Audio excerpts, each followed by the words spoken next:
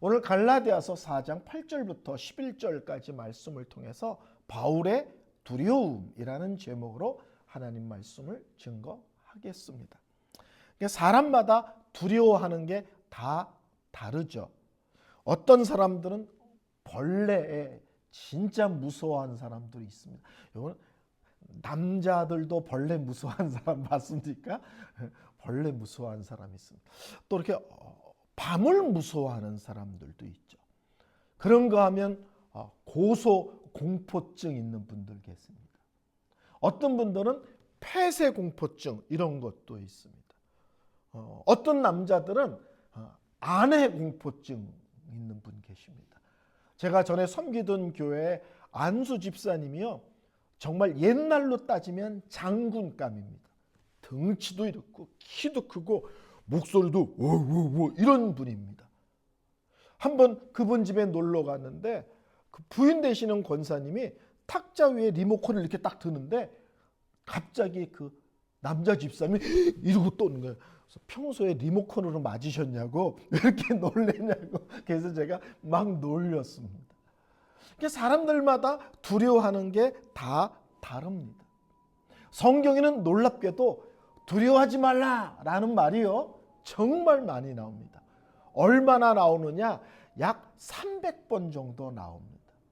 성경에 두려워하지 말라는 300번 정도 한다는 말은 우리가 삶 속에서 크고 작은 많은 환경과 일과 사건 속에서 생각보다 많이 두려워한다, 또는 두려워하는 삶을 살고 있다는 것을 알 수가 있습니다.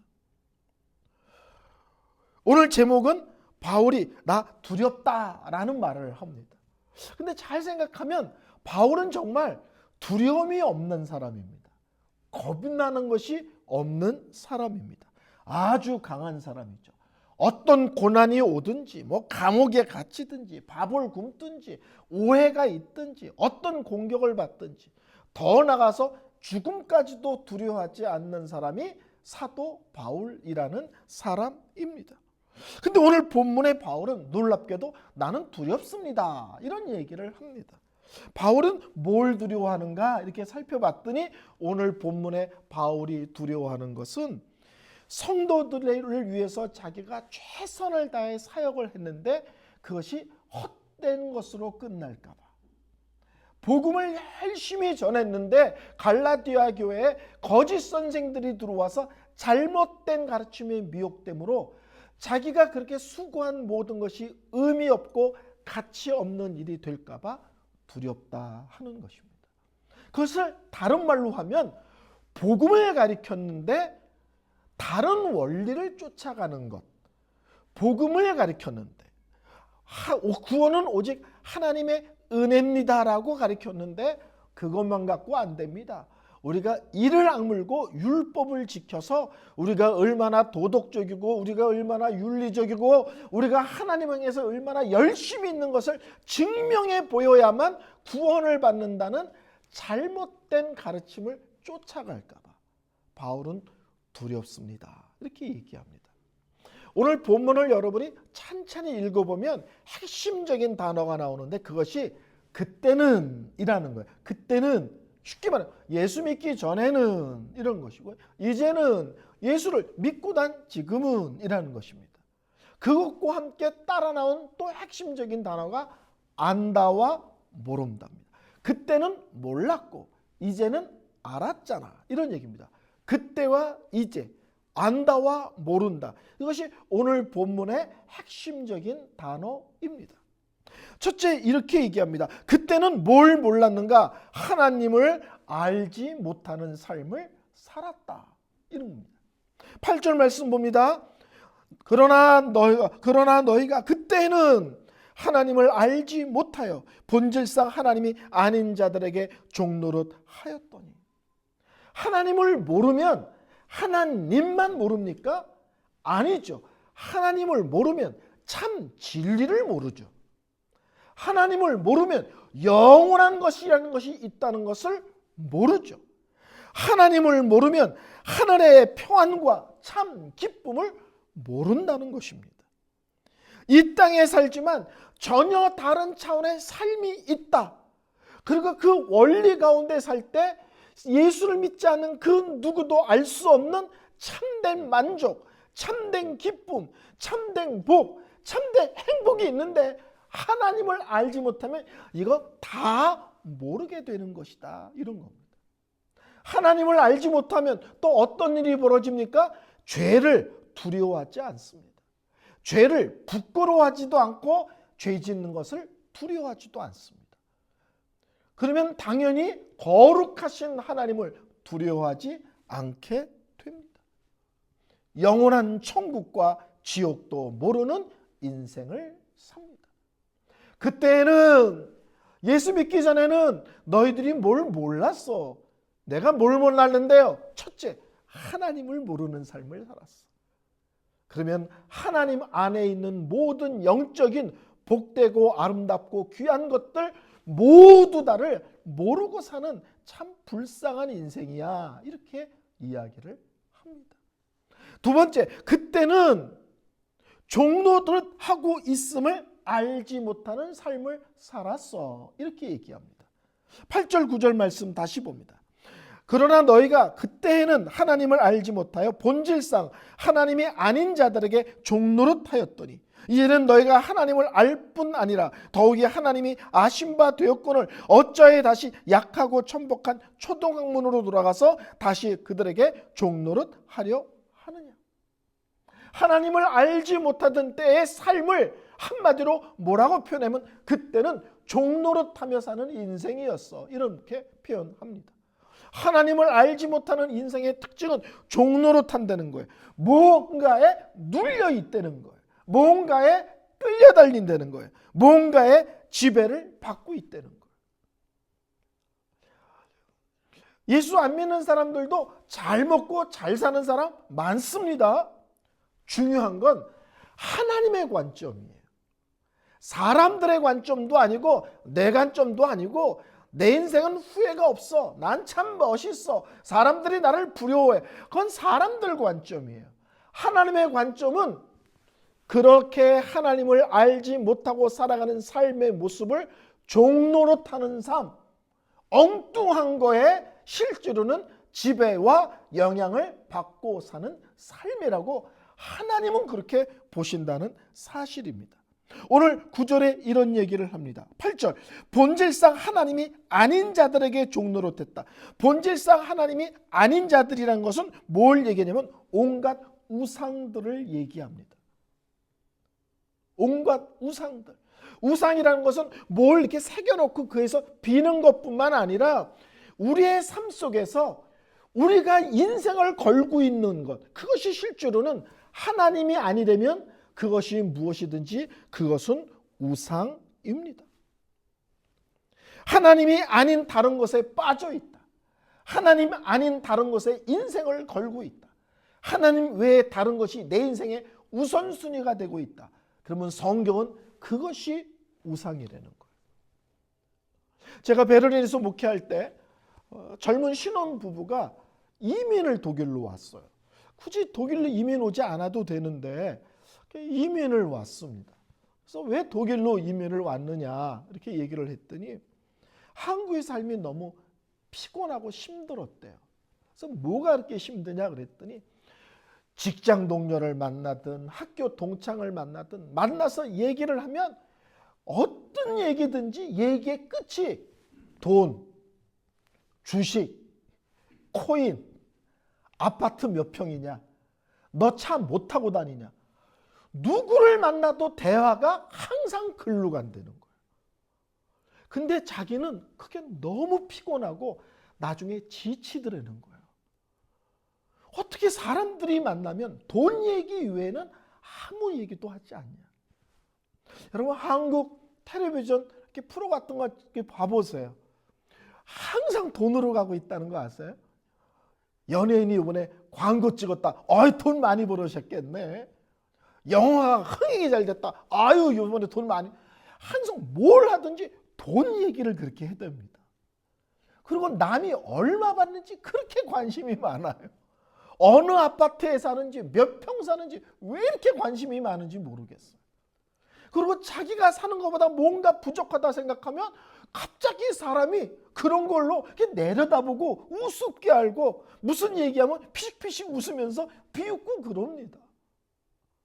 그 젊은 신혼부부가 한국에 쉬는 건 아닌데 사람들을 만나면 무슨 얘기를 하도 그 얘기의 끝이 돈으로 항상 끝나는 거에 지쳐서 그게 너무 싫어서 한국을 떠났다 이런 얘기를 합니다. 여러분 속에서 하나님 외에 다른 것에서 기쁨 찾기, 하나님 외에 다른 것에서 만족 찾기, 하나님 다른 것에서 행복 찾기를 하고 있다면 그것이 무엇이든지 그게 우상 숭배입니다. 그것이 실제로는 내 인생에 목을 걸고 영향을 끼치고 나를 그쪽으로 강제로 끌고 가는, 끌려가는 인생을 살고 있다는 사실입니다. 혹시 요새 한국 드라마 중에서 서울 자가에 대기업 다니는 김부장 이야기라는 연속극 들어보셨어요? 요새 한국에서 최고 인기 있는 연속극인데 이게 잘 들어오면 한국에 사는 사람들이 꿈꾸는 자리인 거예요. 일단 서울에 살아. 집이 자가야. 자가란 말 아시죠? 자기 거야. 직장은 대기업이야. 위치는 부장이야. 물론 부장 위도 있지만. 그러면 이제 그 정도면 사람들이 오 이러는 거예요. 어디 살아? 인서울. 집은 내 집이지. 직장은 대기업이지. 회사에서 위치는 부장이지. 곧 임원 될지도 몰라. 와 출세했네 이거예요. 근데 그 연속극을 들여다보면 그 사람들이 그 자리를 유지하기 위해서 얼마나 밤낮 없이 일하는지, 얼마나 치열하게 경쟁하는지, 내 자리를 넘보는 사람, 또 내가 올라가는 그 자리를 경쟁하는 사람을 쓰러뜨리기 위해서 얼마나 권모술수가 행행하는지, 그리고 정작 본인들은 그것 때문에 얼마나 많이 아프고 스트레스를 받는지. 거기 주인공이 명예퇴직을 합니다. 50대에. 그리고 어떤 면에서는 그러고 나서부터 비로소 자기 찾기를 시작합니다. 사기를 맞아서 아파트를 팝니다. 돈이 없어서 서울을 벗어납니다. 대기업은 명예퇴직합니다. 이젠 더 이상 부장도 아닙니다. 그러면 불행해야 될 것 같은데 평생 그거를 유지하기 위해서 몸이 셨던 그들이 끝에 가서 야 이런 삶이 있는 걸 왜 몰랐지? 이러고 그것이 끝나요. 그것 없이도 살 수 있는 삶이 있었는데 왜 이런 걸 모르고 살았지? 성경은 이야기합니다. 여러분의 삶의 중심이 하나님이 아니라면, 여러분의 최우선순위가 하나님이 아니라면 우리는 다른 것에 마음 뺏기고 참 기쁨, 참 행복, 참 평안, 참 위로가 아닌 것에 실제로는 끌려다니며 지배를 받고 있는 것이다. 예수 믿기 전에 여러분의 삶을 한마디로 정의한다면 엉뚱한 것에 끌려다니며 지배를 받는 종노릇이다. 오늘 성경은 그렇게 이야기를 하고 있습니다. 세 번째는 뭐라고 하면 그때는 약하고 천박한 것들이 있음을 알지 못하는 삶을 살고 있었다. 이렇게 얘기합니다. 9절 10절입니다. 또 봅니다. 이제는 너희가 하나님을 알 뿐 아니라 더욱이 하나님이 아신 바 되었거늘 어찌하여 다시 약하고 천박한 초동학문으로 돌아가서 다시 그들에게 종노릇하려 하느냐. 너희가 날과 달과 절기와 해를 삼가 지키니. 이렇게 얘기합니다. 여기서 약하고 천박한 초등학문이라는 것은 쉽게 번역된 성경은 이렇게 표현합니다. 약하고 무가치하며 유치한 초등학문. 성경은 하나님이 주셨기 때문에 신령한 것이고 거룩한 것이고 복된 것입니다. 근데 율법이 틀리거나 잘못된 게 아닙니다. 문제는 뭐냐? 율법주의는 문제라는 거예요. 율법주의는 뭐냐면 내가 그 율법을 다 지켜서 내가 의롭다는 것을 하나님 앞에 증명하는 삶을 살겠다. 또 증명할 수 있다라고 믿고 고백하면 그것은 잘못된 신앙이라는 사실입니다. 오늘 여기 날, 달, 절기, 해 이건 전부 다 유대인의 제사와 관계된 겁니다. 날은 안식년이고 달은 월삭이고 절기는 절기 있죠. 6월절, 장막절, 77절. 해는 신년을 전부 다 제사와 관계되는 거예요. 예수님이 오셨습니다. 더 이상 제사는 필요 없습니다. 근데 다시 그런 것이 필요하다고 생각하고 그런 것을 드려야 된다 생각하고 그런 것을 지켜야 된다고 생각하고 거기에 목을 매는 것은 정말 어리석고 미련한 초등학문에 끌려다니는 인생과 다를 바가 없다, 이렇게 얘기하는 것입니다. 성경은 계속 얘기합니다. 구원은 전적인 하나님의 은혜다. 하나님의 선물이다. 값없이 하나님께서 그냥 주시는 거다. 갈라디아 교회도 문제고 오늘날 교회 안에도 이런 사람들이 있습니다. 구원은 하나님의 선물입니다. 은혜입니다. 값없이 그냥 주시는 겁니다. 그럼 꼭 이렇게 얘기하는 사람들이 있습니다. 아닙니다. 하나님 그분입니다. 제가 최대한적으로 몸부림쳐 보겠습니다. 제가 또 얼마나 열심인지를 한번 보여드리겠습니다. 내가 얼마나 대단한지 내가 증명하겠습니다. 증명할 필요 없어. 애쓸 필요 없어. 노력할 필요 없어. 그냥 선물을 줄게. 아닙니다. 노력해서 받겠습니다. 내가 하나님 앞에 얼마나 말끔한 사람인지 내 인생에 최선을 다해서 증명해 보이겠습니다. 어저께 설교 준비하다가 갑자기 이런 생각이 들었어요. 하나님 나라 식당에 초대를 받았어요. 진수성찬이 차져 있어.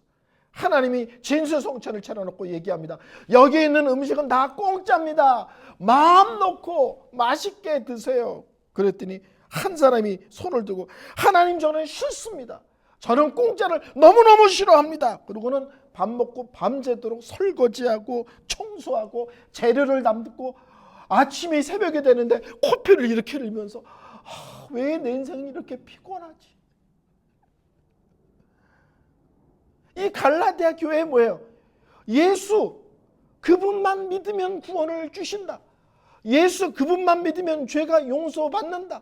예수 그분만 믿으면 하나님 자녀가 된다. 예수 그분만 믿으면 천국 간다. 이렇게 깔끔하게 얘기했는데 아닙니다. 하나님 내가 얼마나 공짜를 싫어하는데 코피가 날 정도로 하나님께 열심을 내 증명해 보이겠습니다. 하나님은 대단하다, 훌륭하다라고 말하지 않고 이 어리석고 미련한 인생아, 그게 필요 없다는 게 하나님의 은혜야. 그렇게 인생을 살지 않아도 된다는 게 하나님의 사랑이야 라고 말씀을 하고 있는 것입니다. 성도 여러분, 신앙생활은 내가 얼마나 대단한가, 그리고 내가 얼마나 열심히 하나님을 믿는가를 증명하는 게 신앙생활이 아닙니다. 나를 증명하는 게 신앙생활이 아니고요. 신앙생활은 나를 향한 하나님의 구원의 계획이 얼마나 놀라운가를 아는 게요. 나를 향한 하나님의 사랑이 얼마나 엄청난가 이거를 아는 거예요. 무슨 일이 있어도 나를 포기하지 않고 끝까지 붙들고 천국으로 인도하시는 하나님의 열심이 얼마나 귀하고 복된가를 아는 게 신앙생활이에요. 내가 열심을 내서 하나님 앞에 내 열심과 내 충성과 내 믿음을 증명해 보이는 게 신앙생활이 아니라 하나님이 얼마나 놀라운가, 하나님의 사랑이 얼마나 놀라운가, 하나님이 우리를 향해서 베푸신 그 구원이 얼마나 놀라운가, 이렇게 보잘것없고 이렇게 연약하고 이렇게 쉽게 흔들리며 쓰러지고 넘어지는 나를 절대로 포기하지 않는 그 하나님의 열심이 얼마나 엄청난 것인가, 이거를 알아가는 거야. 시간이 지나면 지날수록 더 깊이, 더 분명하게, 더 확고하게 알아가는 게 신앙생활입니다. 나를 자녀 삼으시고 하나님이 나의 아버지 되심을 누리고 살기를 원하세요. 하나님이 넌 내 아들 딸이야. 난 너의 아버지야. 그를 누려 좀. 누려. 눈치 보지 말고. 자꾸 나한테 너를 증명해 보이겠다고 애쓰지 말고 내가 네 아버지라는 걸 좀 누리고 살아. 놀랍게도 갈라디아 교회 성도들은 자녀됨을 누리고 살라고 자꾸 말씀하는데 아닙니다. 저는 종노릇하는 게 좋습니다. 성경은 얘기합니다. 너희들의 열심이 하나님 앞에 무가치한 거야. 니네 몸부림이 하나님 앞에 뭔 점수가 되겠니? 그래서 하나님이 너희들을 불쌍히 여겨서 있는 그대로 받으시고 있는 그대로 사랑해 주시는 거야. 자녀라는데 아닙니다. 저는 종입니다. 그러지 말라는 거야. 이런 비련한 인생인다. 갈라디아 교회 성도들이 그 짓 하는 거예요. 종입니다. 저는 피곤하게 살겠습니다. 그래서 여러분 신앙생활 할 때요. 하나님이 주신 은혜가 감사해서 헌신하고 충성하는 것이어야 돼요. 이게 반대되면 내가 충성하고 열심을 내면 하나님이 나를 사랑한다. 이렇게 생각하면 신앙생활을 거꾸로 하는 겁니다. 하나님의 사랑이 너무 좋아서 예배도 나오고 하나님의 사랑이 너무 놀라워서 찬양도 크게 하고 하나님의 사랑이 너무 좋아서 교회 와서 봉사도 하고 충성도 하는 거지 하나님 앞에 인정받으려고 하나님 앞에 사랑받으려고 애쓰고 노력하는 게 아니라는 거예요. 그것은 하나님의 자녀로 불렀는데 자꾸 종으로 살기를 원하는 어리석고 미련한 오늘 본문을 하면 약하고 무가치한 삶으로 나아가는 것이라는 사실입니다. 하나님이 우리 아버지라는 것을 누리세요. 그리고 그분 앞에 나를 증명하기 위해서 애쓰지 않으셔도 된다는 것을 믿으시기를 바랍니다. 설교를 결론 내리겠습니다. 11절 봅니다. 내가 너희를 위하여 수고한 것이 헛될까 두려워하노라. 바울은 무엇을 두려워하나요? 갈라디아 교회 성도들이 다시 율법주의로 돌아가는 것을 두려워합니다. 오직 은혜라는데 손들고 내 열심으로 증명하고 싶다라고 외치는 그 잘못된 신앙으로 돌아갈까 봐 두려워합니다. 제가 우리 교회를 위해서 우리 교회는 어떤 색깔의 교회가 되기를 원하나 할 때 항상 제가 첫 번째 기도하는 게 복음 공동체가 되게 하옵소서. 한 명도 빠짐없이 예수를 나의 구원자라고 분명하게 믿을 뿐만 아니라 그 구원이 온전히 하나님의 은혜라는 사실을 확신하며 신앙생활하는 교회 되게 하옵소서. 이게 가장 기본이고 이게 신앙의 첫 발입니다. 바울은 그때는 그랬는데 이제는 이랍니다. 이제는 너희들이 하나님을 안다. 이제는 종이 아니라 하나님의 자녀다. 이제는 하나님이 우리들의 아버지 되신다. 그러므로 이제는 하나님의 자녀라는 그 복됨을 누리는 영적인 자유의 삶을 살아라입니다. 우리 성도들이 이번 한 주도 하나님의 자녀됨의 복됨과 하나님이 우리 아버지라는 사실 때문에 그 안에서 누릴 수 있는 풍요로움이 있음을, 기도도 여러분 누리는 거예요. 예배도 누리는 거고요. 쓰러지고 넘어질 때 하나님 불쌍히 여겨주세요. 그것도 누리는 겁니다. 왜? 하나님의 용서를 누리는 거잖아요. 실수했을 때 다시 기회를 주시는 하나님, 다시 기회를 주시는 하나님을 또 누리는 겁니다. 우리 성도들의 영적인 자유함, 영적인 누림이 있는 그런 복된 모습들 되시기를 바랍니다.